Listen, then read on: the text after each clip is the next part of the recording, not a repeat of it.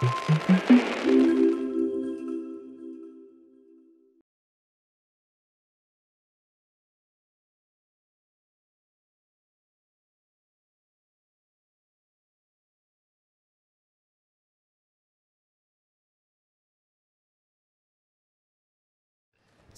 a warm welcome here from Zagreb.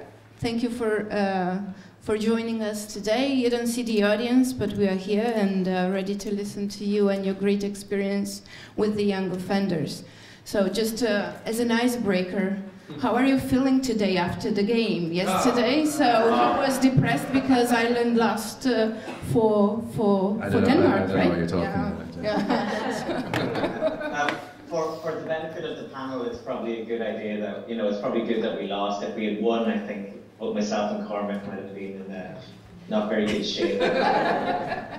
Okay, so today we will talk about your great success with the young offenders, which is a fiction film that started out as a small independent production that was shot in Cork, which you said that it's not such a very usual thing in Cork to be the place where films are made. So it was a big event for the community, and the film actually did quite well. It started out in Galway, right, at a festival in 2016, and got awarded with best feature film. It was later shown in London, and had also a great success in the US at the Los Angeles Film Festival. So it was quite a start in terms of festivals, right?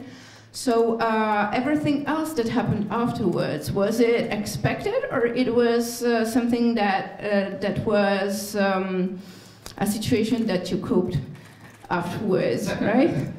No, it definitely was not expected. It was definitely not expected, because I suppose the premise of the film, we were developing a project with Peter, who's the director and the writer, and it was just taking quite a long time. And Peter had some free time, and he was just getting frustrated, and he was like, "Let's just go make a film."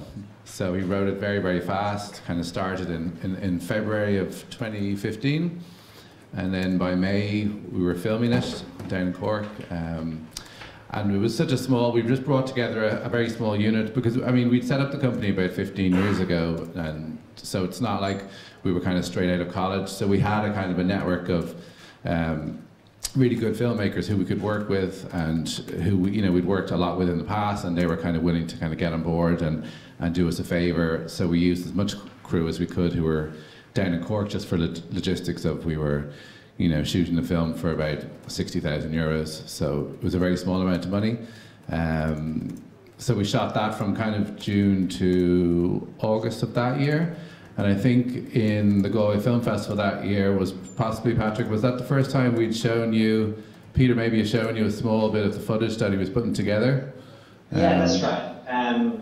It was kind of during production, and showed me about, I think, 5 or 10 minutes of footage.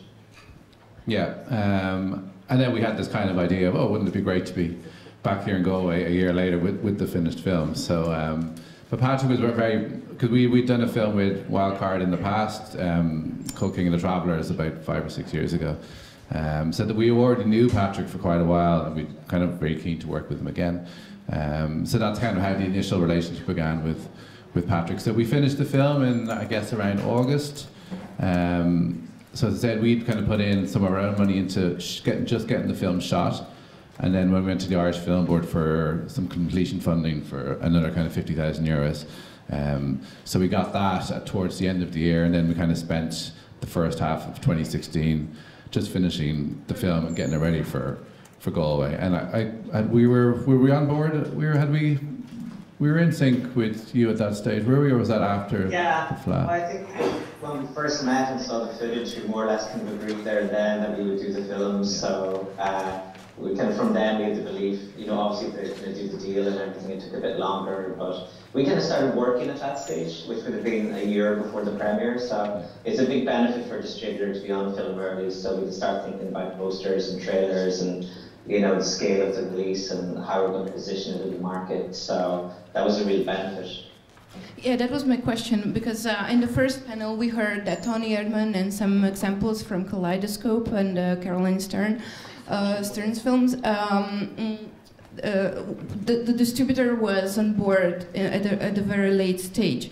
So, as a producer, would you say that it is a benefit or a curse to have the distributor on board in such an early stage? Because what my question is, what is the creative input of a distributor, and what are the limits? How is this relationship shaped in such an early stage? Yeah, I mean, it was definitely a benefit for us. I'm trying to think of a time when it wouldn't be a benefit to have a distributor involved early. It was great because, and I think we had a very, very long lead-in campaign to the theatrical launch. You know, Peter was working in Cork. We were doing a huge amount of social media, a lot of things that wouldn't be traditionally done for an Irish film.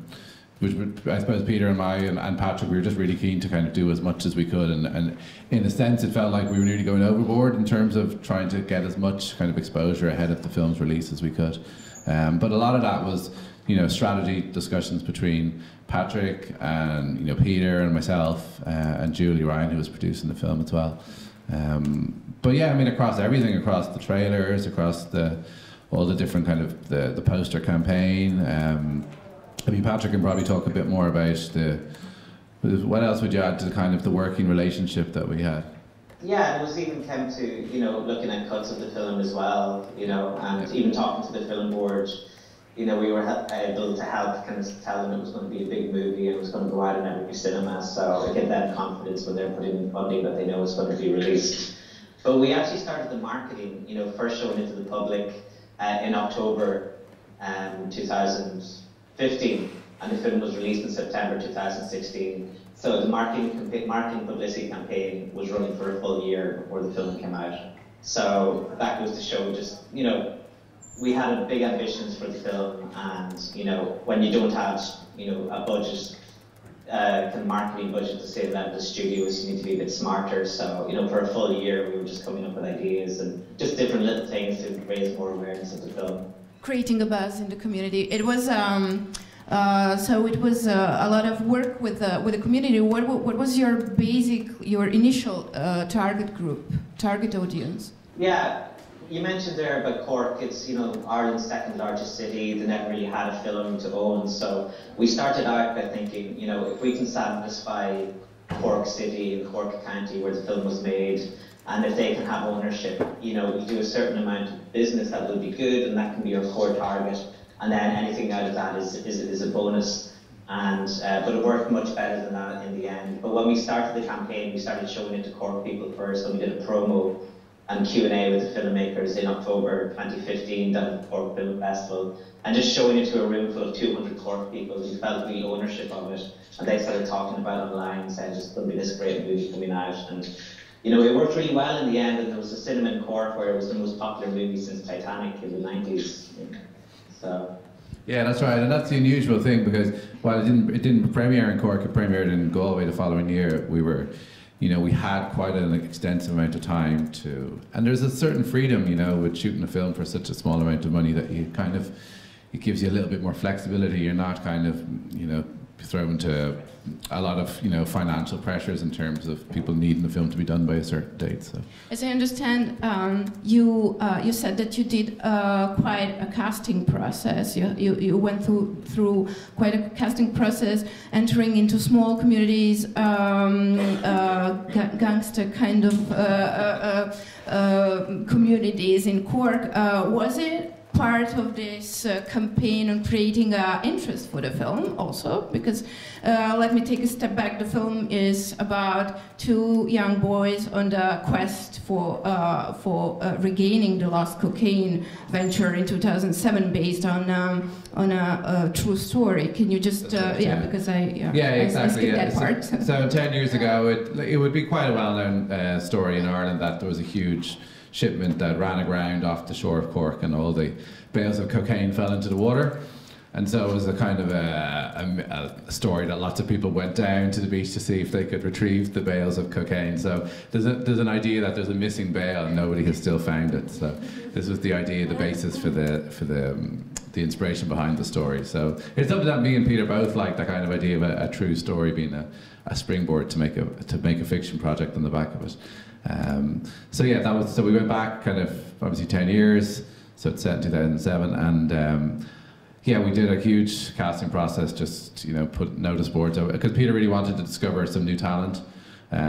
So there's no hugely famous names or anything in this film. Both of the main actors are actually debutants, right? Yeah, exactly. Yeah, they had a small bit of drama school experience and some theatre work, but that was it. Yeah. So, what they did is that we just had hundreds of people uploading YouTube clips of themselves doing little self auditions, and the two people who we wanted initially were the two people we ended up casting. So well, it seems to me that this is a kind of a creative approach to creating a buzz for the film, actually, right? Yeah, although to be honest, I don't know if we had that thought initially. Maybe in the back of our minds, but the priority was to find, because at that stage we obviously wanted it to be a success, but we had no idea at that stage how it was going to be received. So I suppose the priority was getting the cast at that stage. So the film is shot, and afterwards, what was the next step after the shooting? Did you already started the campaign for the film? Yeah, so we finished shooting around August or so. In terms of some pickups, August 2015, we were looking to get some additional funding from the Irish Film Board, who came through, which was super. That was right before the Cork Film Festival screening in October, actually. So over the course of the next year, it was all working with Wildcard about building up the campaign. I'd been in touch with, we'd done a previous film with XYZ, which are US sales agents.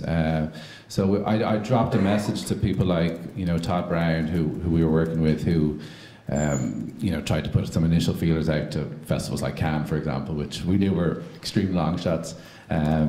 But in terms of that, Todd was really keen on the film as well. So, he started brokering a deal for Netflix to pick up the film, which I think, Patrick, am I right? That was just before Galway, wasn't it? It was. Yeah, it was happening in and around the same time. In and around the same time it played in Galway. So then when it played in Galway, obviously it said, won the joint best feature film, which was super. We were really kind of working very strongly at that point, with Patrick, because the film was being released in September, early September. Yeah. So this deal with Netflix happened during the American film market, right? In 2016. It was probably announced then, I would say, but I believe it's in the works for quite a while before that. Can you just run us through shortly through the process of negotiation with Netflix, and did they approach you or did you approach them? What happened? Yeah, it was really through Todd and XYZ, because they were being sales rep on the film. So we had a kind of an unusual situation on this where we were initially, like Patrick's the person we would definitely have been working the closest with in terms of the creative distribution and building the campaign across all the artwork and the social media and the trailers. And then we had Todd repping the film through XYZ for international in terms of, so Netflix picked up all the English language territories. So really that deal was negotiated through XYZ. But no theatrical release because of Netflix, right? Yeah, and then sorry. Yeah, it was kind of a unique scenario because Wildcard kind of owned Ireland. So when XYZ did the deal for international with Netflix, we were at the same time talking to Netflix about the Irish territory and also talking to the national broadcasters. So because we were doing the negotiations at the same time, we were able to make the windows work. So we were able to do, a big deal with Netflix and a big deal with the national broadcaster. And I think it's important to note as well, if you have a small film but you think it's going to do well, that once we started negotiating, it was before the release of the film. But we closed negotiations, when the film had reached over €1 million box office. So we were able to up our price throughout that process. So, if you have a small film that you think will do well, you're going to get a much better price for it. Which probably, Patrick, it's fair to say, we sort of looked back on the international Netflix deal and felt, well, maybe if we delayed on that maybe a few months. Make a better deal, right? It's hard to know at the time. So. It was in 2016, right, that you reached 1 million in box office national, right? Yeah, it was a couple of weeks later. So it was it's the best box office result in Ireland, right? Yeah, well, yes. Well, it depends how we phrase it. No, because I read that you... There was Room. Basically, Room did 1.3. So, you know, Room wouldn't be necessarily maybe seen as an Irish film. I mean, obviously it is, there's Irish producers on the back of it, but in terms of a wholly Irish film, yes, Young Offenders, because that was 1.25. You did better than the Ghostbusters, right? Yeah, so that's a big one. So the local community said that they praised the film a lot, and they said that it's really genuine, and the way that the Cork humor is presented in the film is really authentic. So, being a winning situation on the one side, is it a disadvantage for the international community? I mean, is it is it readable for the international community because the Cork humor and the code of communication in this small community? Yeah. What was the technique of overcoming the potential dangerous situations during the distribution of the film? Sure. So, I mean, I guess our closest neighbour would be obviously the UK, so it performed really well there, but, you know, the UK, their ears would be more attuned to possibly hearing, you know, Irish and Cork accents a lot more. So we had Vertigo, so again, just to complicate the puzzle again, Vertigo were doing the UK distribution side of things, but then we also had a London-based sales agent called Carnaby, who were looking after all the non-English language territories, so which is kind of, it's a strange kind of combination of partners. So what we had done is we had provided subtitles, but the problem is, I guess, you know, sometimes subtitles can be a hindrance as well, because as soon as people see words pop up on the screen, they may be turned off the project as much as they can if maybe they're not picking up every, you know, 10% of the dialogue, for example. So it was kind of a tricky balancing act. Like it's gone too. Like, you know, we got some, you know, festival fees in from festivals, say in Latvia and Finland and Spain and Germany through Carnaby. So it has played, but, you know, the main reach of this film has been local. But it has, like, the difficulty with Netflix is they won't tell us. Like, that's just part of their strategy. They don't tell you what their figures are. Although we just know that they've expressed surprise and happiness that it's performed so well, particularly in the UK. So, Patrick, what was your biggest concern regarding the language used in the film, the dialect, but also the humor? Yeah, there was always a concern about the rating. So I imagine it's the same where you are. You know, you have a classification office. So, you know, we were concerned that the film would get like an 18 certificate or something like that. That would kind of not let kind of younger viewers in to see the film. So. We were very relieved when it got a 15A rating, which means, you know, under 15s can also see it if they're with an adult. So that was a concern. Also, you know, there hadn't really been a big Cork film before, so we were worried about how the rest of the country would kind of accept it. There's a little bit of a friendly rivalry between, you know, Dublin and Cork and the rest of the country. And while it was challenging, we did see that, you know, like Cork is kind of down in the south of Ireland. And kind of further you went up in Ireland, the kind of business kind of trailed off a little bit. So the main business for the film was in the south of the country. So the national campaign, was it very different for the ones that you did for the international one? You brought some visuals, and do they vary? Yeah, and like Patrick, would it, because I'm trying to remember now in terms of when you were. Like, for that terms of that working relationship between yourself and, say, Vertigo, like you were kind of quite across strategies in terms of promotional materials and we designed everything, you know. So, you know, even when you see the kind of the images on Netflix or anything like that, or the sales agent Carnaby used, or Vertigo in the UK, they're all materials we would have generated for the Irish campaign. Now, because we're an Irish distributor, a lot of films released in Ireland are actually done by UK companies. So the benefit of actually having an Irish distributor on this is, you know, you kind of know the cinemas a bit better. You know, they're more willing to help out an Irish film and an Irish company. So when we had the materials ready early, the cinemas were more than happy to kind of place posters, you know, 3 or 4 months out from release. And we had the trailer, a teaser trailer ready early. So we're able to get that on like big Hollywood movies like Suicide Squad and things like that. So because we were working on the film for so long, we had our materials ready early, so we were able to, you know, get the support from the local exhibition sector, which was vital. And we did some kind of more unusual stuff in terms of the social media, like when it hit that 1 million mark, we made a small, you know, promotional kind of, where we went back to the film and recut it, and also I think we recorded some additional footage or dialogue as well, didn't we, Patrick? Just to, yeah, you know. It was, we were trying to kind of be smart the whole way through the campaign and just try and do things that other distributors weren't doing, and just try and find real advocates for the film. So I'm not sure if you have the Graham Norton show over there. It's a big talk show on the BBC, and he's from Cork, so we sent him the movie and he endorsed it, so that helped a lot. We also, you know, we didn't do TV advertising in the first place, but once the film looked like it was opening well, we actually did a little spot, and we kind of put it strategically across shows that we knew would be, you know, a fit for our target audience. Well, sorry. And yeah, there was lots that we also, I think it was the first Irish film to ever do kind of previews. So the weekend before release, we knew word of mouth would be very strong in it. So we actually released it on the Saturday and Sunday before it officially opened on the Friday. So the Saturday and Sunday before release, we kind of offered to cinemas to do kind of sneak peek previews. So just to kind of generate a bit of word of mouth before the film actually opened on the Friday night. And that worked well. Yeah, it's quite an unusual thing you did with the coming back to the to re-edit the film. Could you elaborate a little bit more why? And yeah, do you mean just in terms of the little promotional thing? Yeah, I guess because it was so unusual and such a surprise that we actually had hit this 1 million mark. We thought it'd be nice to market in some way, so we just cut a little short teaser. It was a social media thing. It was just for a viral campaign.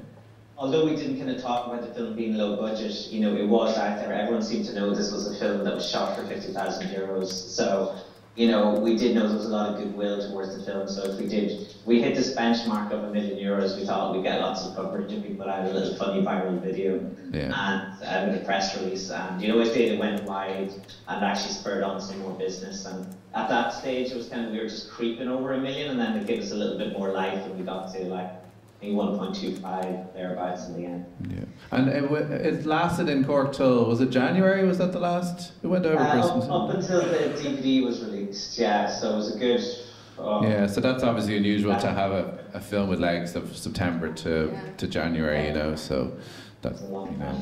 So afterwards, BBC Three and BBC Comedy came on board. And commissioned a series of 6 episodes.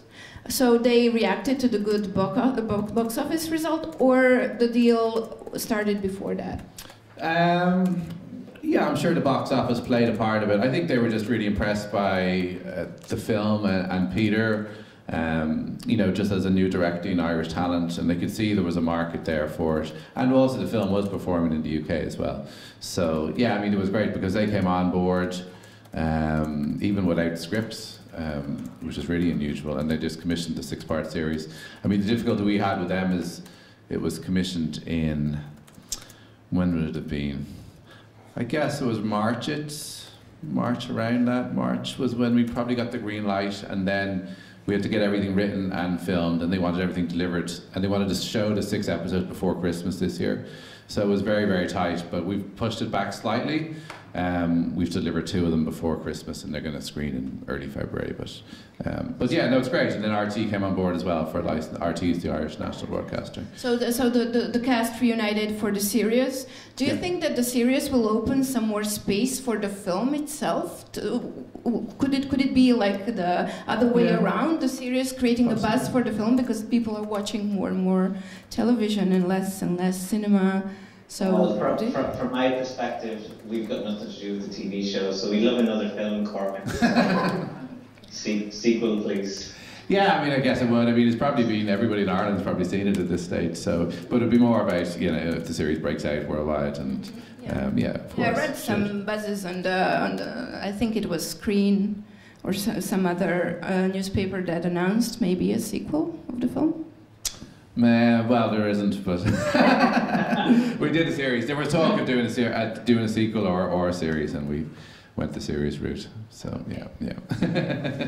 So coming back to the relationship of the distributor with the production and the director, what would you say? What were the biggest challenges of this relationship?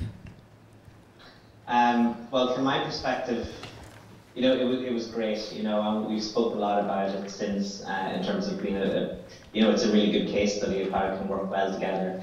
But one of the challenges from our perspective would have been, I would say, time. You know, when you're on a film for so long, it takes up an incredible amount of time, and if The Young Offenders hadn't been a success, there's no way we could have justified our role in it, really, you know, because we were having almost daily calls, we were working on it for such a long time, we're a relatively small company compared to a lot of other distributors, so I would say that's probably something, you know, going forward, when we're working on more movies, we need to be a bit conscious of, I would say. I don't think there was any downside. There wasn't any downside of difficulties, really. No. I mean, it was like, in some way, it's always nice to be dealing with one person who's across the world, for example, you know.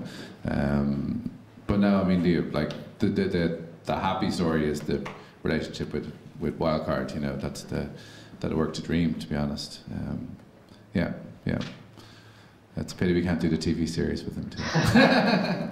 And yeah, for us it was great just to work with someone who was just willing to be so collaborative. You know, I lost count in terms of how many cuts of the film Peter showed us, and you know, just getting our input on things and what we thought. We did test screenings, and he was really open to kind of feedback from, you know, one of my business partners as a director, and you know, willing to show him and get his advice. And just Peter was just brilliant as a director. I've kind of just been willing to kind of collaborate. I knew that the end game was making a film that really delivered to audiences. And you know, that was the focus all the time, to make something that played so well. And you know, in my opinion, some of the funniest scenes actually aren't in the finished film, because you know, they were kind of sacrificed for pacing and to make the film overall better.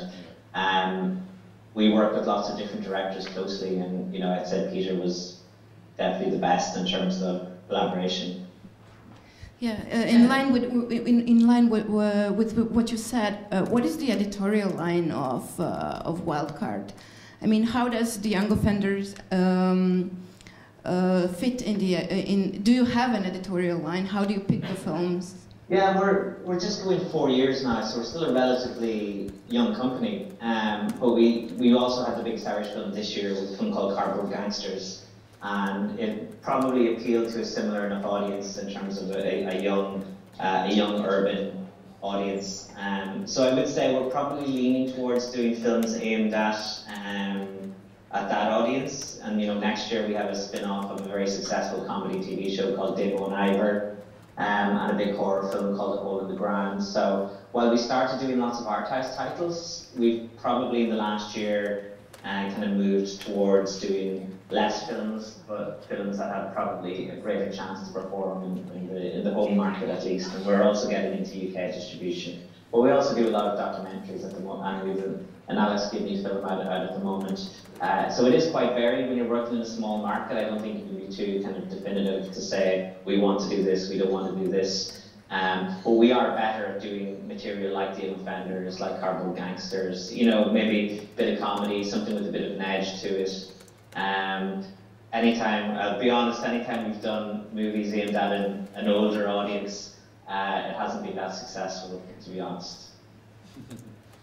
Like, we're comfortable, you know, I know it's a phrase used often, you know, we're kind of native to the new environment and how it works, and you know, the team that work with me, they're all very young, and you know, they kind of grew up on the internet, and you know, we very rarely do kind of TV advertising or print advertising. You know, a lot of what we do is online. So I guess we're kind of maybe next generation distributors, as we're referred to sometimes, you know. What about Vico Films? Do you have an editorial line, or do you have a strategy for? Like that year we had Young Offenders, it was a weird one because I'd produced a horror film as well, and we'd done an art house experimental film that like premiered in Rotterdam. So 3 like completely different films. At the moment we're obviously in the middle of doing we're getting into more TV drama. so that's just a general kind of moving into more TV drama kind of strategy. A lot of our film projects, like Peter's next project and then another project we have, they're all again based on a true story or inspired by something that's happened in the past. So for whatever reason, that seems to be something we're drawn to, like very kind of pitchable material as well, high concept. Like what I'm finding from distributors and sales agents is it's not so much about cast, it's now more, it's genre as well. Like they kind of reference things like Stranger Things, and even, you know, the way Game of Thrones started off with, like, it's not a high profile cast thing apart from Winona Ryder and Stranger Things, but it's more about the genre and that execution. So, and then if you have some cast in there, it kind of gives it a sense of integrity or a production value, but that's not the be all and end all at the moment. So we're looking to try and, you know, move into that type of direction. It's easier to work with a strong topical film than, as Caroline said, with a hybrid film or a cross genre. Yeah, and I would agree with Cormac there. You know, with Young Offenders, what was kind of the greatest challenge was it was an original script. It was a first-time director. It was low budget. It didn't have name cast, but what it did have was it was loosely based on kind of real events. So I think if you don't, you know, especially if you're a low budget film and you don't have the resources to kind of option a book or a play or, you know, work from existing material, then, you know, if you can do a film that has potentially connections to a real life event, it can help with marketing and media coverage where people can kind of latch onto it. So that can help. And I would back up everything Cormac said about just those points about the types of film you make that might have a chance of performing in the market. Well, in what extent is the real time, the real event a selling point of this film? The event itself, is it a strong selling point, or? No, I think it's a small little hook, isn't it, Patrick? But it wouldn't. I just think it gives a shortcut for a lot of people. Like, that news story was very popular in Ireland, so I had some people coming up to me saying, I remember myself and my friends were talking about maybe going down to Cork to try and find some cocaine. So it was tapping into, you know, something, you know, in people's memories there, creating a little bit of nostalgia. So I just think something like that, it all helps, and it's not just any one thing, it's all these little things that add up. Yeah.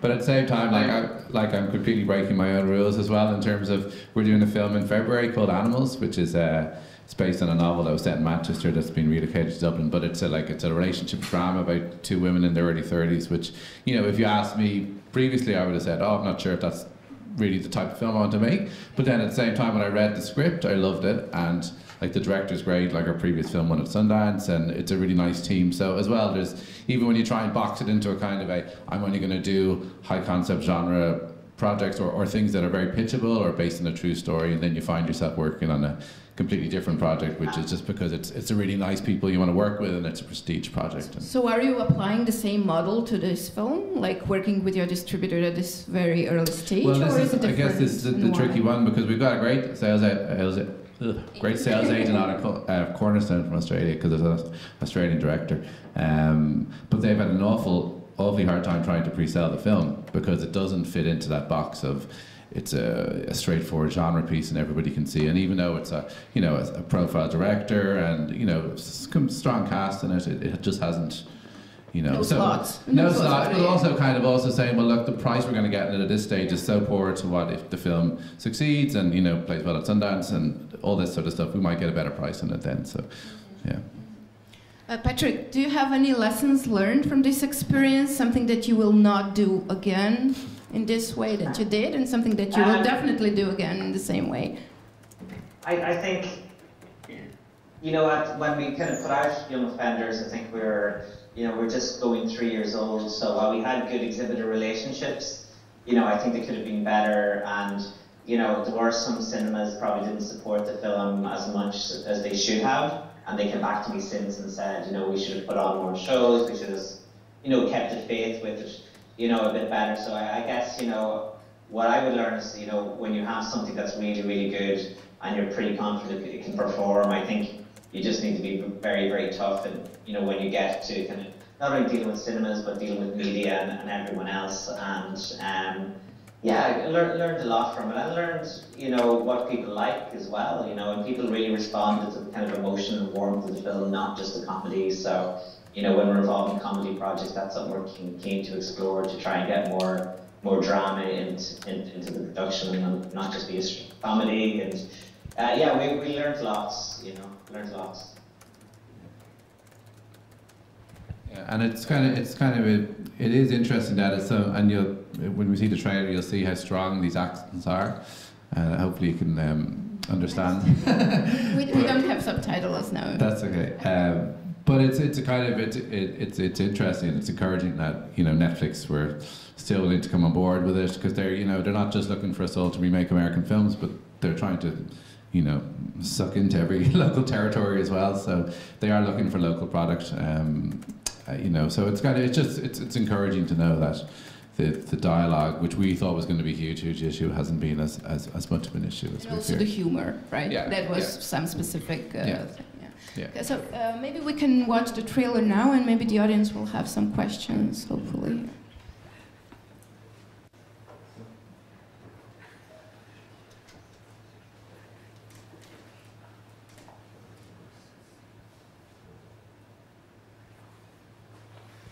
If you're under the age of 16, you're classified as a young offender, which basically means you can't get in trouble. For some reason, they thought that our brains weren't developed enough or something, like, you know, that we wouldn't know what we were doing or something. I know, it's stupid, isn't it? It's plastic.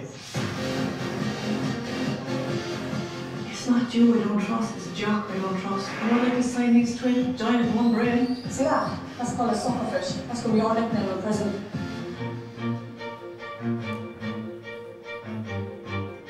Police are searching the coastline of West Cork for an estimated 440 million euros worth of cocaine that went overboard.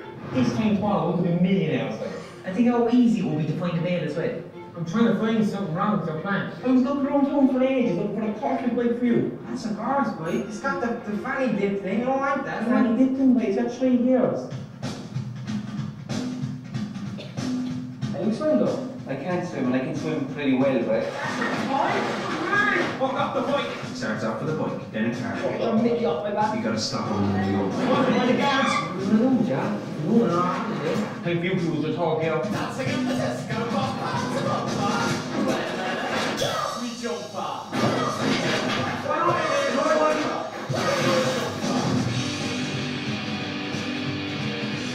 if we got you this wheel, that's going to be sticky. Now, for the past fucking day, I'm over the fence. I'm kicked by a roof. I'm shot now.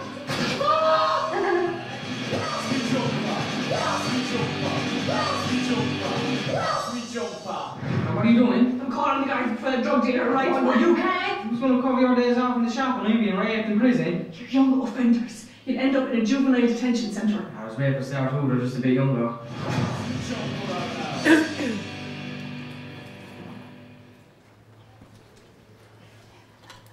So we kind of elegantly skipped the financing part, but one question is coming your way. Do you think that in this group of middle capacity countries, we have some Scandinavian countries, which we all know have a strongly developed system of financing distribution in an early stage, and do you think this is something of a vital importance for a producer to have in place?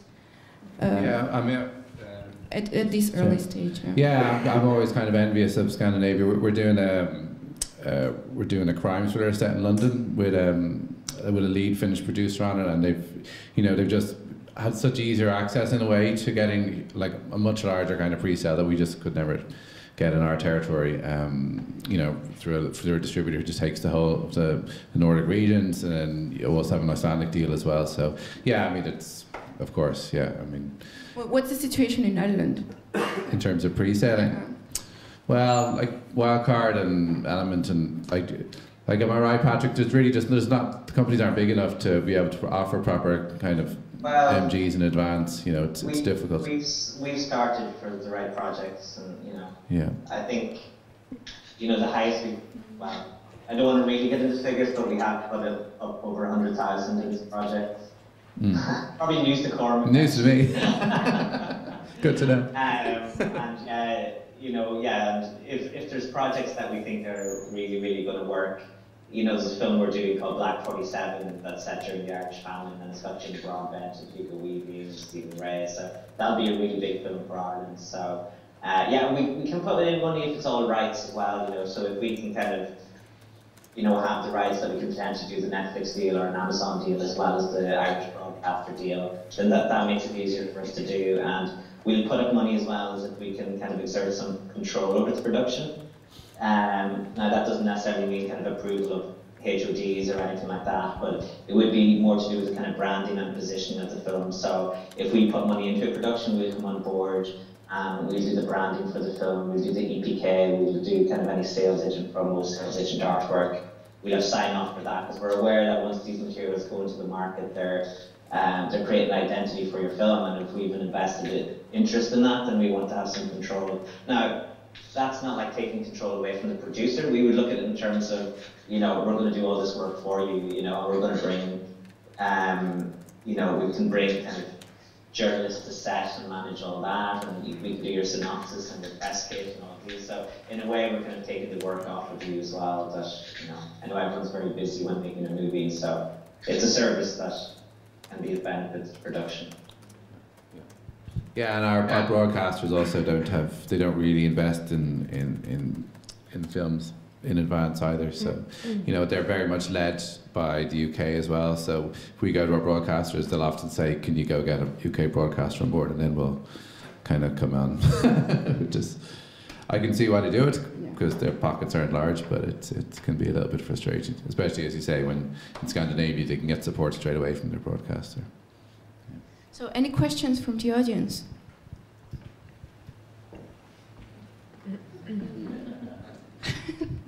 So then I will wrap it up, right? Yeah, okay. So thank you for being here today, and good luck with your next project. Thanks, Patrick. Thank you.